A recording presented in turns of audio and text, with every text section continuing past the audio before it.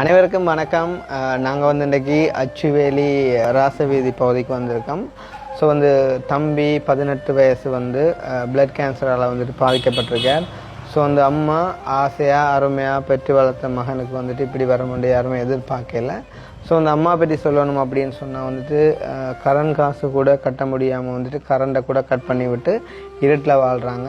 தண்ணி வந்துட்டு அந்த கிணத்துல இருந்து ஒரு மோட்ரு இல்லாமல் இழுத்து தான் வந்துட்டு தண்ணி அள்ளி சமைச்சு மகனை வந்துட்டு பார்க்குறாங்க. ஸோ தெரியும் பிளட் கேன்சருக்கு வந்துட்டு எவ்வளோ மருந்து தோணும், எவ்வளோ காசு செலவழியும் அப்படின்னு சொல்லி யாருமே வந்துட்டு உதவி செய்யாத நிலைமையில் தனியாளாக கூலி வேலைக்கு போயிட்டு வந்துட்டு பிள்ளையை பார்த்து கொண்டு வந்தவா இப்போ வந்துட்டு மகனுக்கு இப்படி ஒரு பிரச்சனையால் மகனையும் வந்துட்டு விட்டுட்டு போக முடியாத நிலைமையில் சரியாக வந்துட்டு இந்த அம்மா வந்துட்டு வருந்தி கொண்டிருக்கிறா. ஸோ இந்த டைமில் நாங்கள் எங்களால் முடிஞ்ச ஏதோ ஒரு சப்போர்ட்டை இவங்களுக்கு கொடுக்கணும் அப்படின்னு சொல்லி நாங்கள் விரும்புகிறோம். மறுபடியும் நான் சொல்லக்கூடிய ஒரு விஷயம் வந்துட்டு நீங்கள் செய்யாடலும் பரவாயில்லை, செய்கிறவங்களையாவது செய்ய விடுங்கோ. காரணம் என்னன்னு சொன்னால் இப்படியானவங்களுக்கு வந்துட்டு நாங்கள் இருக்கிறதான் வந்து ஒரு நம்பிக்கையும் பலவுமாக இருக்கும் அப்படின்னு சொல்லிட்டு நம்புகிறேன். அந்த வகையில் இன்றைய தினம் இவங்களுக்கான ஆரம்ப உதவியாக நாங்கள் 1 லட்சம் ரூபா வந்துட்டு கொடுக்குறோம். மறுபடியுமாக இவங்களுக்கான அந்த மருத்துவ செலவுகளுக்கு நாங்கள் பெருமளவில் உதவுவோம் அப்படின்னு சொல்லிட்டு நம்புகிறோம். இந்தாங்கம்மா. ஸோ அம்மா சந்தோஷமா?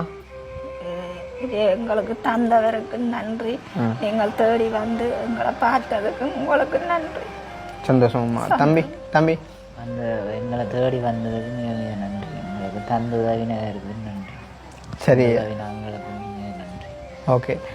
சேம் டைம் வந்து தம்பி டிக்டாக் பார்க்குறீங்க தானே, வண்ணா பற்றியெல்லாம் நிறைய தப்பெல்லாம் போடுறாங்க, அதை பற்றி என்ன நினைக்கிறீங்க நீங்கள்? நான் அதெல்லாம் நம்புறேன். நீங்கள் அதெல்லாம் நம்புறது இல்லைண்ணா. ஸோ அது எல்லாத்தையும் பார்த்துட்டு மேனம் சொந்து போய் நாங்களும் செய்யாமல் விட்டால் இப்போ அம்மாக்களுக்கெல்லாம் கை கொடுக்க யாருமே இல்லைண்ணா ஏன்னா. ஸோ வந்து நாங்கள் செய்யணும் என்ன கண்டிப்பாக. சரி, அப்போ அம்மா நம்புறீங்க தானே எங்களை? சரி, ஓகே.